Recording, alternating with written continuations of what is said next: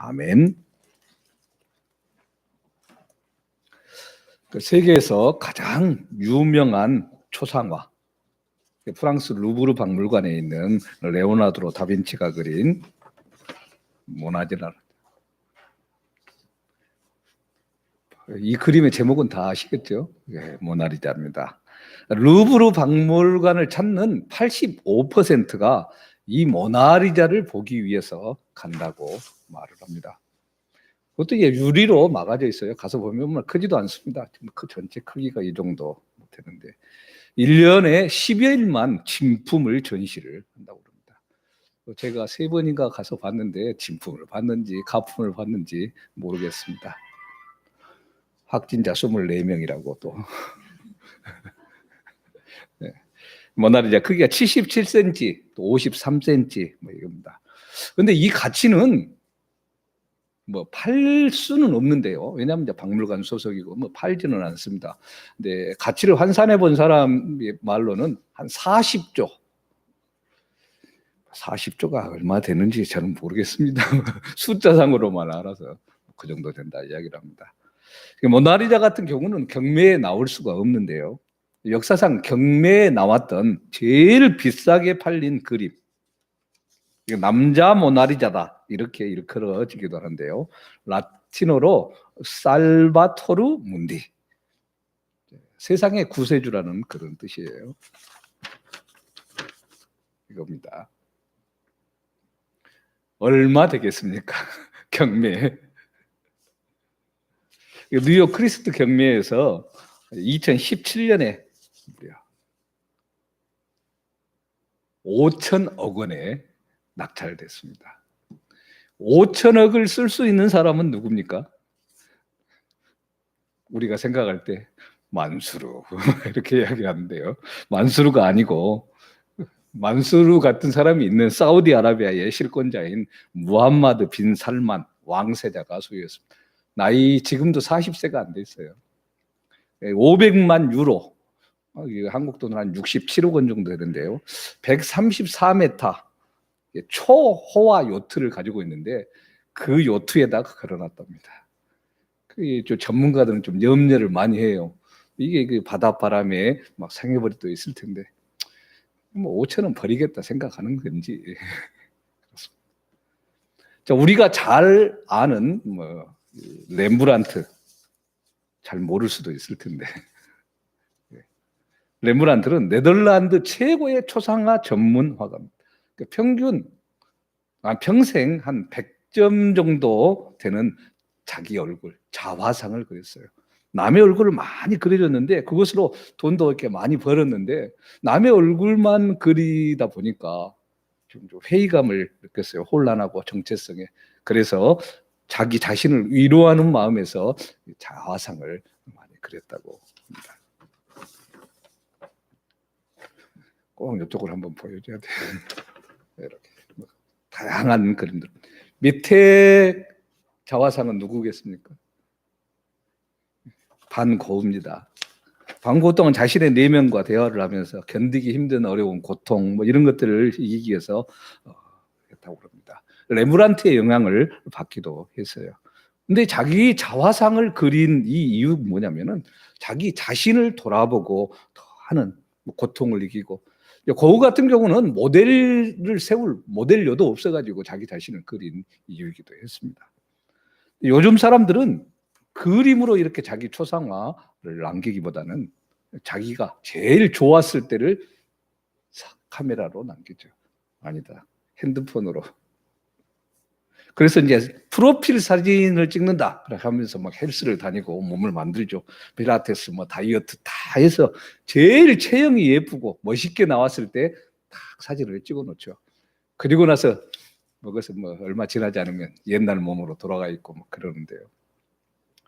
일반적으로 스냅 사진들을 찍을 때도 마찬가지입니다. 자기가 잘 나오지 않는 사진들은 다 삭제해버리죠. 남들이 볼 때 좋은 사진, 멋있는 사진을 남겨놓고 싶어 합니다.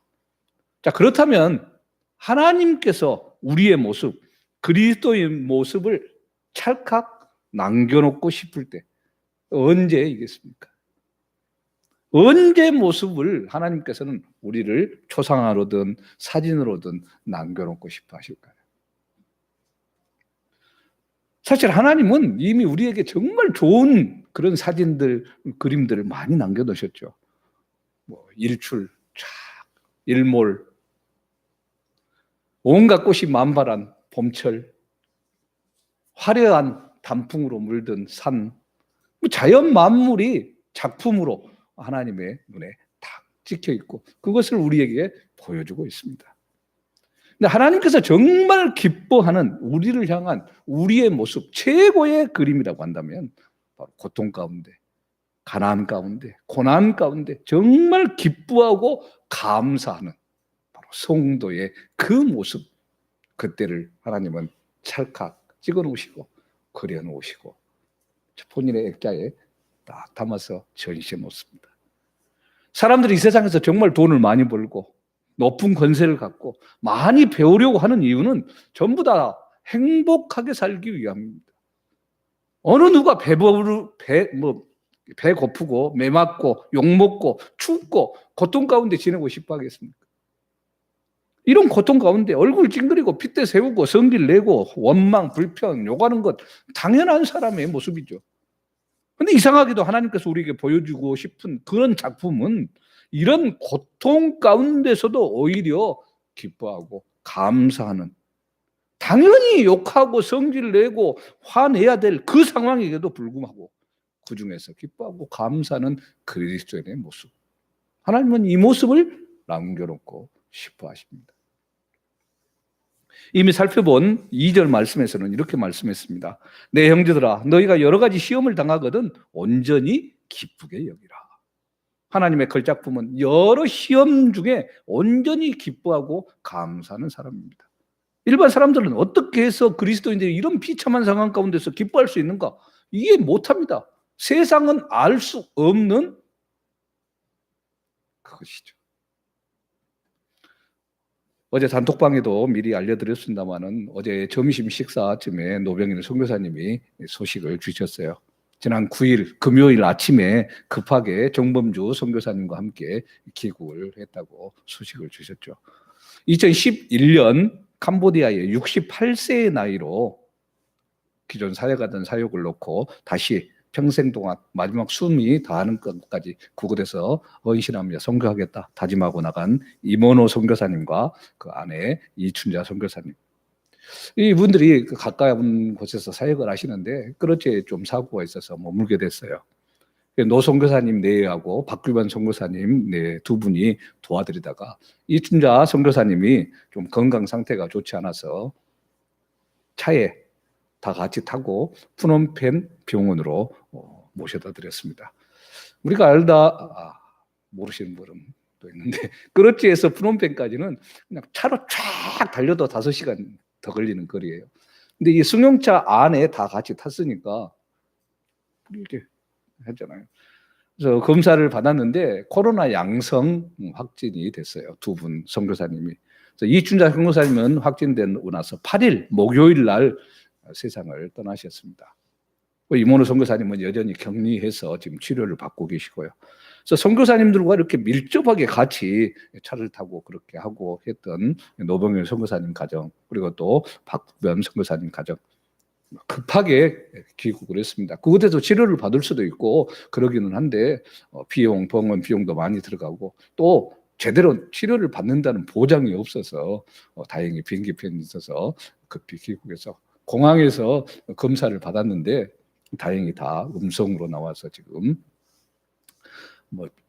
지정된 용인의 호텔에서 좀 자가 격리 중이다 연락이 오셨습니다. 그래서 다 이제 정리가 되어지고 이제 얼굴을 한번 뵐 수 있으면 뵙도록 하겠다 했는데 모르겠어요. 제주에 올 시간이 될지 안 될지는 모르겠는데요.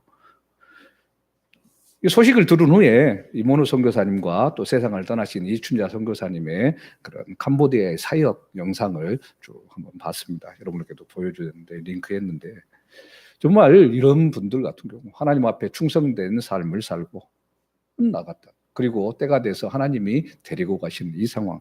바로 이때 하나님은 하나님의 걸작품으로 이분들의 삶을 액자에 담아서 하나님의 거실에 걸어두지 않았을까. 생각을 합니다.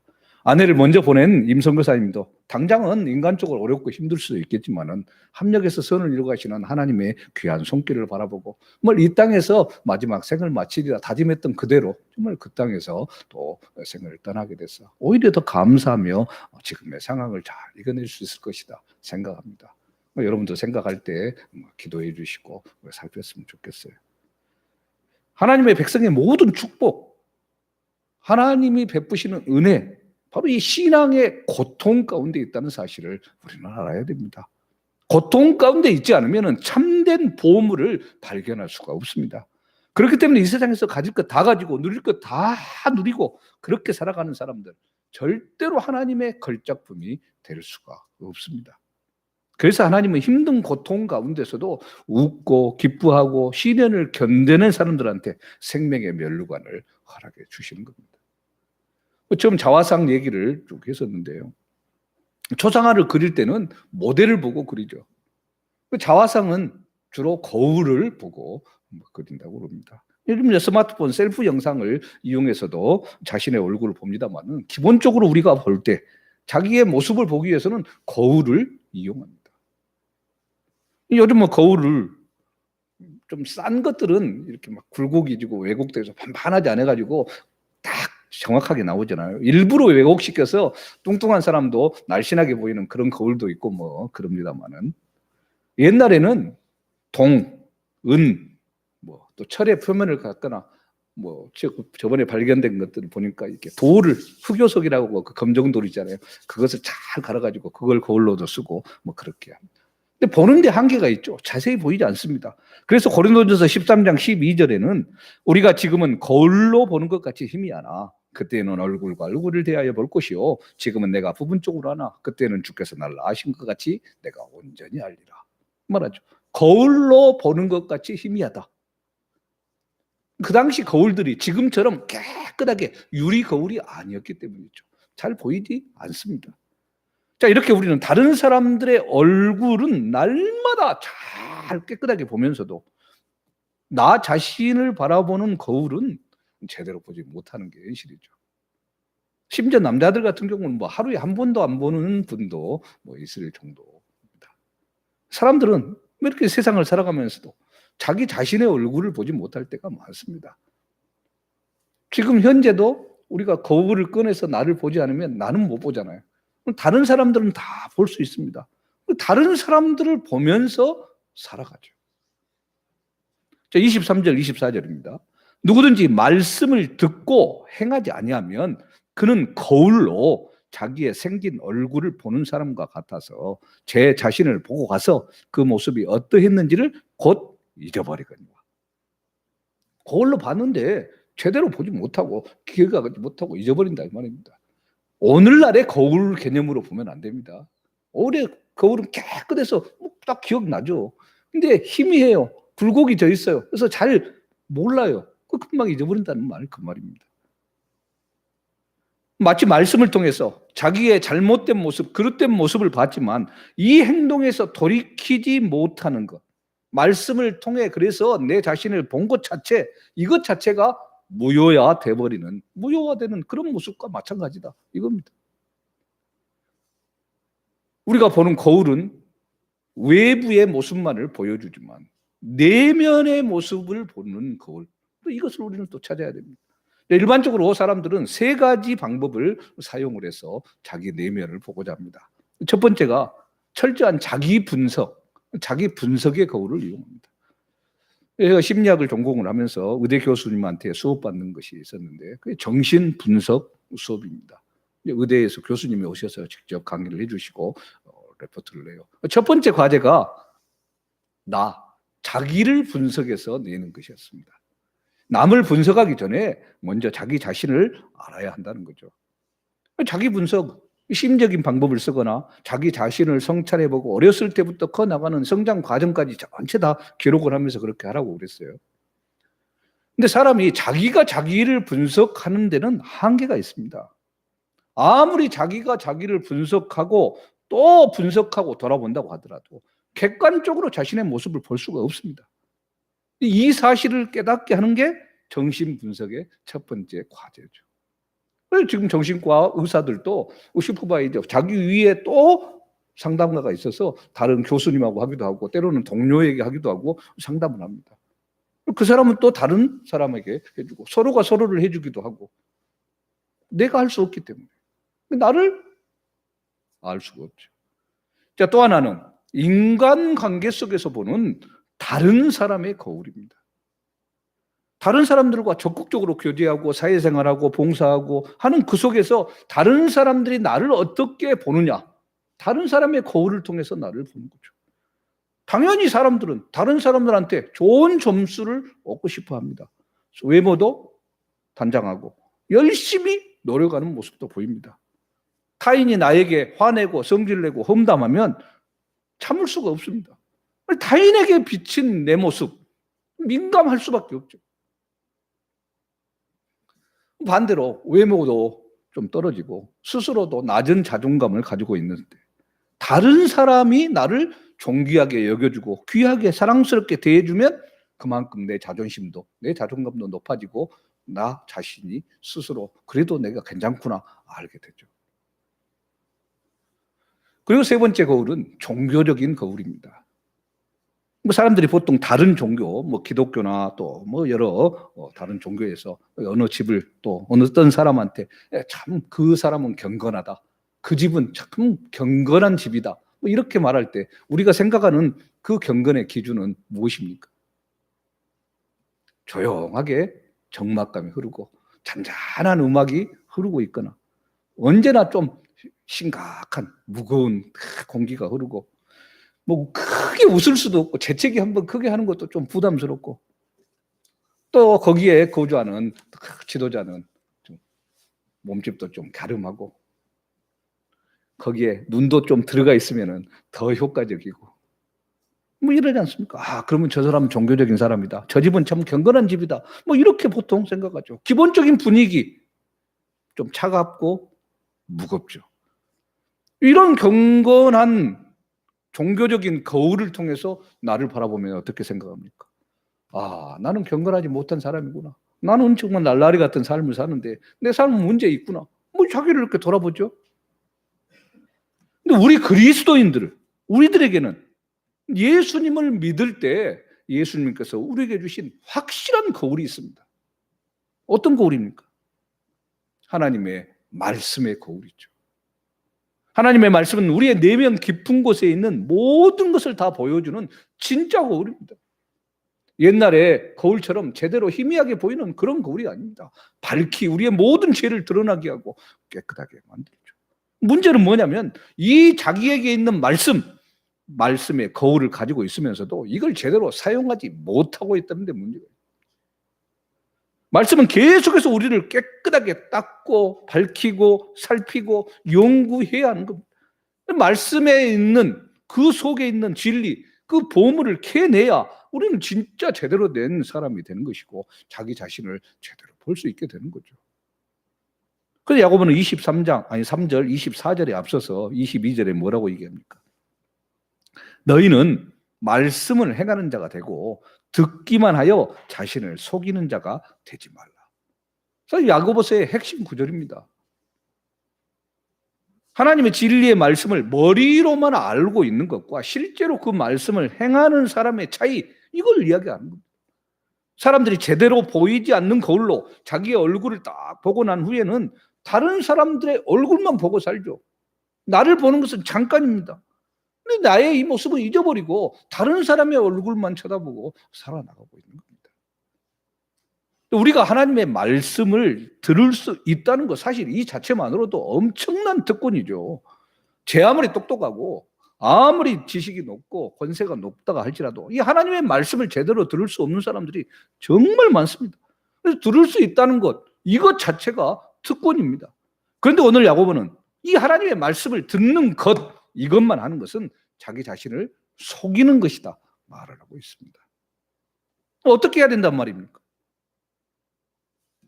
듣기만 하지 말고 그 말씀을 행하는 모습으로 나타나야 된다. 그래야 진짜 제대로 된 거울을 보고 자기의 모습을 기억하고 살아나가는 것이다. 보면 찍어버려야 되는 거죠. 탁 찍어서 보관하고 살피고 계속해서 나가는 것. 행해야 되는 겁니다. 종합병원의 중환자실에는 간혹 이 눈 같은 얼굴 부분만 신경이 살아있고 다른 부분은 다 마비되어 있는 그런 환자들이 있습니다. 그래서 대화를 할 때 눈으로만 대화를 하죠. 눈을 한 번 길게 깜빡거리면 뭐 예스, 두 번 깜빡깜빡하면 노, 뭐 이런 식.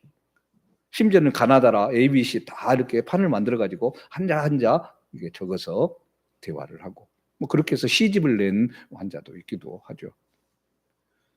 이런 부분들을 이 안구의 움직임 뭐 이렇게 하는 것으로 자기의 이제 의견을 전달할 수 있도록 이미 다 개발이 되어 있습니다. 그래서 안구 마우스라고 이렇게 하는데요. 한국에서는 아이캔이라고 삼성전자 사내 벤처기업이 만든 것도 있습니다. 전신마비로 눈동자만 움직일 수 있는 사람도 컴퓨터를 자유롭게 쓸 수 있도록 안구의 움직임을 극대화시켜서 눈동자의 움직임에 따라 마우스 포인터가 이동을 합니다. 그래서 눈 깜빡임 딱 이것으로 문자도 입력하고 클릭도 하고 그래서 심지어는 화면 스크롤 할 수 있도록 이미 다 개발이 돼서 사용되고 있고 그러는데 문제는 뭐냐면 이것마저도 본인의 의지, 본인의 노력, 연습이 뒤따라야 이것을 할 수 있다는 거예요. 그래서 그것 자체도 귀찮은 사람들은 그냥 눈만 말똥말똥 뜨고 있는 그 모습으로 살아가는 겁니다. 우리의 믿음이 진짜 제대로 된 뜨거운 신앙이 되기 위해서는 이 말씀의 거울이 우리를 제대로 비추고 고쳐야 할 것들은 교정하고 행해야 될 것은 올바로 행하는 이 모습으로 나타나는 겁니다. 여러분 분명하게 알아야 됩니다. 우리가 알고 있는 이 신앙 지식만 가지고 있을 때 우리는 다른 이들에게나 항상 비판적이고 심판 그것이 될 수밖에 없다는 거예요. 빈 수레가 요란한 것이고 잘 익은 벼일수록 고개를 숙인다는 말 그냥 나온 게 아니라는 것 이것을 알아야 됩니다. 그래서 작은 것 이것을 실천하고 사는 삶 큰 것이 아닙니다. 작은 것을 하나님 앞에 헌신하고 드리고 나아갈 때 놀라운 역사가 일어나죠. 오병이어의 역사에는 한 소년이 예수님 앞에 작은 보리떡 5개 물고기 2마리를 드렸을 때 5,000명이나 되는 사람들이 먹고 12가지를 남길 수 있었던 것입니다. 이 믿음의 실천, 때로는 실패할 수도 있고요. 때로는 남들에게 웃음거리가 될 수도 있습니다. 때로는 모욕을 당할 수도 있습니다. 이 모든 것을 각오하고 나갈 때 하나님은 우리를 걸작품으로 만들어 주시는 겁니다. 아무리 질그릇이라도 그 안에 보물이 담기면 보물 상자가 되는 것이고 아무리 좋은 최고의 그릇이라 할지라도 그 안에 오물 쓰레기가 담기면 쓰레기통이 되고 마는 겁니다. 자, 그래서 예수님께서는 서기관들 바리새인들을 책망하면서 뭐라고 하시냐면 마태복음 23장 25절 26절 화 있을진저 외식하는 서기관들과 바리새인들이요 장과 대접의 겉은 깨끗이 하되 그 안에는 탐욕과 방탕으로 가득하게 하는도다. 눈먼 바리새인이여 너는 먼저 안을 깨끗이 하라. 그리하면 겉도 깨끗하리라. 무슨 말이냐면 우리의 속 하나님의 말씀으로 채워야 된다 이 말입니다. 그래야 말씀을 들을 때 전에는 맹수였던 사람이 날카로운 이빨, 사나운 발탑 다 빠지고 선한 양, 순한 양이 되는 것이고 가시나무 엉겅퀴였던 이 사람이 모든 가시가 제거되고 정말 포도나무, 무화과 나무가 되어져서 아름다운 열매를 맺을 수 있는 겁니다.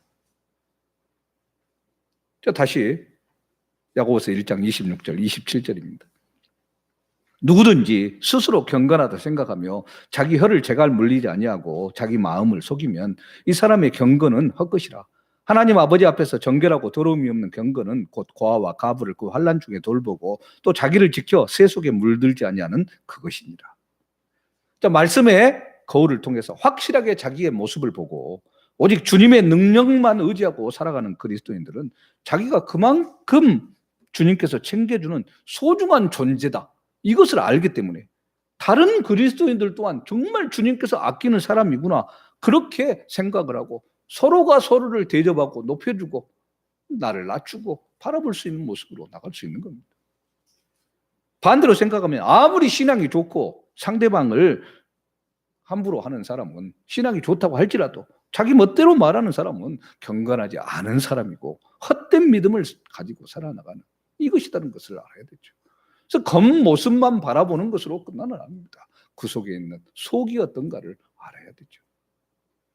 그것도 정결하고 더러움이 없는 경건은 고아와 가부를 환난 중에 돌아보고 자기를 지켜 새 속에 물들지 않는 것이다. 27절에 말씀하죠. 진짜 말씀의 거울로 자신을 비추며 사는 은혜 받은 그리스도인들은 자연스럽게 자신보다 약한 사람을 돌보고 사랑할 수 있게 된다는 겁니다.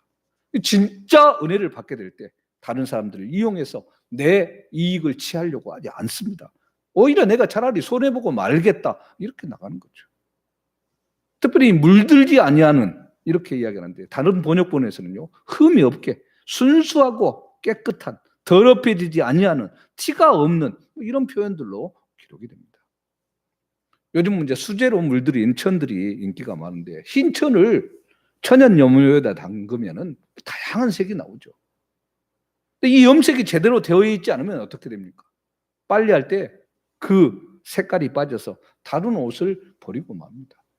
그래서 꼭 표시가 돼 있죠. 세탁할 때 주의사항, 단독 세탁. 물이 빠지는 옷과 흰 옷을 같이 넣어버리면 흰 옷이 염색돼 버리죠. 우리가 사는 이 세상, 죄악으로 물들어 있는 세상입니다.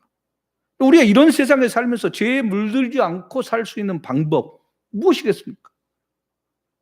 코로나19가 확산되고 있는 이 상황 가운데서 코로나19에 걸리지 않는 제일 좋은 방법, 확실하게 백신 맞고 되도록 사람 많은 곳에 가지 않는 거죠. 그래서 그런지 방금 전화 왔었어요.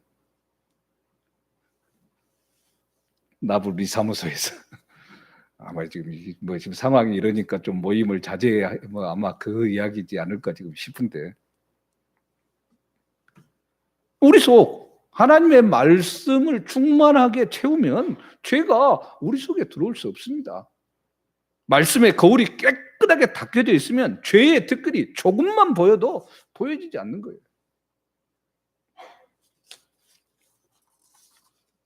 다시 이 그림입니다. 제목이 뭐라고 했습니까? 살바토르 문디. 참 외우기도 힘듭니다. 세상의 구세주라는 거예요. 처음에 이 그림이 얼마에 팔렸냐면요, $60에 팔렸어요. 우리나라 돈 몇만 원 안 되죠. 근데 지금 얼마라겠습니까? 5천억. 어떻게 해서 이 가치가 이렇게 바뀔 수 있었을까요? 이 시간이 지나면서 사람들이 덧칠을 했어요. 그림이 이제 오래되면 하니까 덧칠하고 하다 보니까 전혀 레오나르도 그림이 아닌 다른 사람의 그림, 그런 그림이 된 거예요. 그런데 요즘 이제 기술이 발달돼 가지고 옛날에 그 붙어 있는 것들을 제거하는 기술이 발달돼서 이것들을 하나씩 제거하니까 무려 5천억의 가치를 지닌 작품이 나오는 거예요. 우리 안에 이미 주님께서는 정말 놀라운 보물을 주셨는데 세상에 이것저것 자꾸 묻다 보니까 정말 하찮은 그런 것이 되고 만 거예요. 그럼 어떻게 해야 되겠습니까? 다시 그 더러운 것들을 제거해야죠. 깨끗하게. 무엇으로? 말씀으로. 하나씩 제거할 때. 근데 우리의 거울 자체가 더러워져 있고 정말 깨어져 있고 왜곡되어 있다면 어떻게 됩니까? 깨진 거울을 여러분 보시면 어떻게 됩니까? 얼굴도 뭐 이렇게 깨져 있고 막 그렇게 나오잖아요. 두말할 필요 없이 무엇이 더러운지 깨끗한지 분간하지 못합니다. 자신이 잘못됐는지 상대방이 잘못되었는지 판단할 수도 없습니다. 그러니 이단 사이비가 사탕 발림 소리를 하면 거기에 홀라당 넘어가고 마는 거죠. 나도 나를 모르니. 여러분 지금 어떤 거울을 가지고 계십니까? 제대로 보이지도 않는 그런 거울로, 왜곡되게 보이는 거울로, 깨어져서 조각난 거울로 나를 바라보고 있지는 않습니까? 아직도 때 묻은 그것으로 정말 몇 달러 되지 않는 그 그림으로 가지고 있습니까? 아니면 말씀으로 씻겨진 이 5천억 이상의 그런 가치를 가진 놀라운 작품을 가지고 계시는 겁니까? 정말 말씀의 거울로 우리를 온전하게 들여다보면서 이 믿음의 눈, 주님의 눈으로 우리의 이웃 또한 돌아보고 서로 경건의 자리에 나아가는 그런 복된 삶을 살아가는 우리의 삶 되기를 주님의 이름으로 축원합니다. 아멘. 살아계신 하나님, 하나님의 특별한 사랑과 은혜로 선택받은 우리들, 우리를 하나님의 최고의 걸작품으로 만들어 주셨음을 감사합니다. 그럼에도 불구하고 우리는 자꾸만 이 세상에 물들고 유혹에 넘어가 하나님의 그 걸작품이 어느새 버려져야 하는 쓰레기더미처럼 그렇게 살아가는 삶을 살 때가 많습니다. 사랑의 하나님 아버지, 성령의 크신 은혜 가운데 이 모든 것들을 깨끗하게 만들어 주시고 온전한 주님의 능력 안에서 거할 수 있도록 풍성한 삶의 자리에 설 수 있도록 함께하여 주시옵소서. 감사드리며 예수 그리스도 이름으로 기도합니다.